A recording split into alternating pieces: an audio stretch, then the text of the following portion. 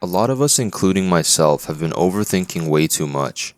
I used to always dwell on the past mistakes I've made, how the future is going to turn out, and just thinking too much about how people perceive me.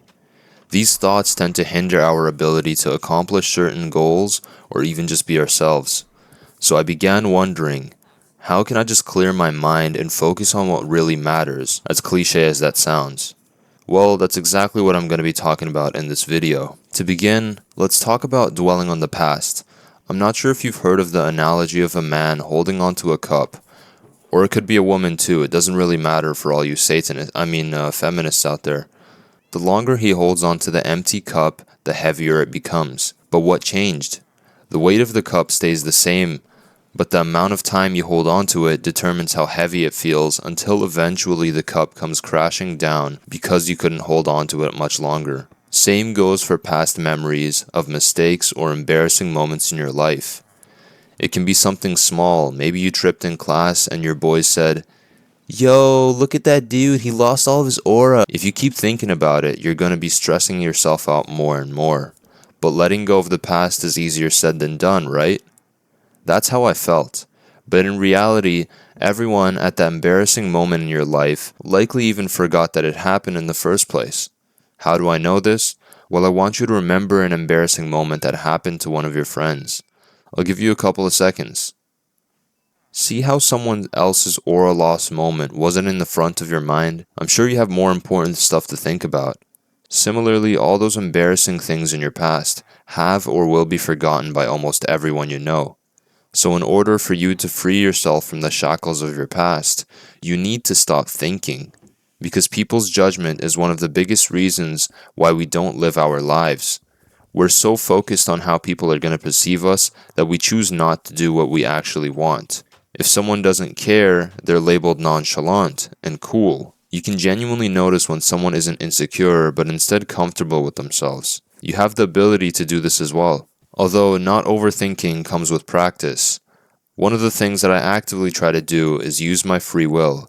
Of course, everyone has free will, and we make all our choices, but we tend to avoid certain things for fear of others' judgment.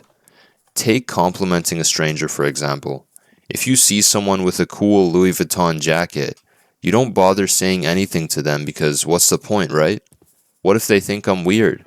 Trust me when I say this, you're not only improving your ability not to care and overthink as much, but you're improving your confidence, as well as making new friends or just making people's days. Talking to strangers is almost like interacting with side characters in video games. You never know what you'll end up unlocking. Like I have a friend who moved to another province a while back.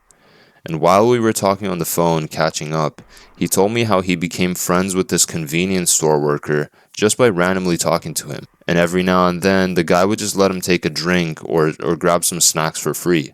All because of a simple interaction. Because he didn't overthink and care about what the worker would say or how he would judge him. Another thing that I do is if I see a new store or place that I haven't gone before, I'll simply go in there and explore. Like, what do I have to lose? Before I would think, what if I go in there without buying something?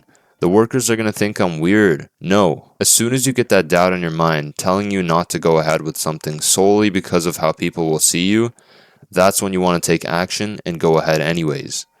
When you start brainless maxing like the thumbnail suggests, that's when you can feel comfortable inside your own shoes. That's when you can be original and do what you want. You know, that's another thing that I used to struggle with in the past. It's that I used to never take risks and I would just try to fit into the crowd so that I could be socially accepted. But now that everyone is following trends, looking the exact same, having the same interests, everyone is losing their swag. The most interesting people I know do unconventional things that go against the grain. The same people setting the trends are the same people that got laughed at in the first place for being weird, which in reality just means different.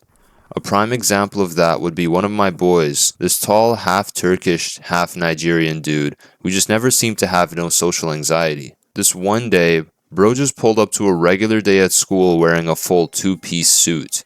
Mind you, our school did not have some dress code or uniform, so he was the only one wearing that suit in the whole class, and maybe even the whole school. When I asked him why he wore it, maybe it was some kind of assembly speech or Photoshop for a late picture day, nope. His response was, because why not? Dog, I can't even imagine doing something like this so out of the ordinary. And the funny thing is, nobody made fun of him. Instead, they admired his confidence that he was able to pull up looking completely different to everyone else. Now that same guy is traveling across the world for university and is one of the most interesting dudes that I've talked to. No glaze. Matter of fact, why do I even care if that's a glaze? Like nowadays you can't even compliment one of your boys without people making fun of you for it. Yeah, at this point I couldn't even care less. But you see what I'm saying though? All you have to do is turn off your brain when those doubts start coming in and instead just take action. Trust me, the only times I think we've ever regretted something is when we don't go ahead and take the risk. Going back to overthinking about the future though, obviously the uncertainty of the future makes us nervous, not knowing if we'll succeed, and one of the best solutions I've found for not stressing about the future is by looking at where you're at right now. Because the future has yet to come, and whatever it is that you're thinking about is far beyond your control. You must focus on the controllables. What can you do in the present moment that will affect your goals? Or it could even be a problem that you're unsure of how to solve. Let's face it, there's like way too many things that are out of our hands. Do your part and leave the rest to God. That's also why I think religious people are more calm and patient, even when there's a storm of problems coming their way, because they believe that a higher power exists that they can rely on to guide them and solve their problems. And whenever you're going through something that you're unsure of, just ask God for a way out and ask Him to guide you, and then you'll have much less to overthink about. And with that all being said, I hope you guys enjoyed the video. That's pretty much all, and I'll see you guys in the next episode.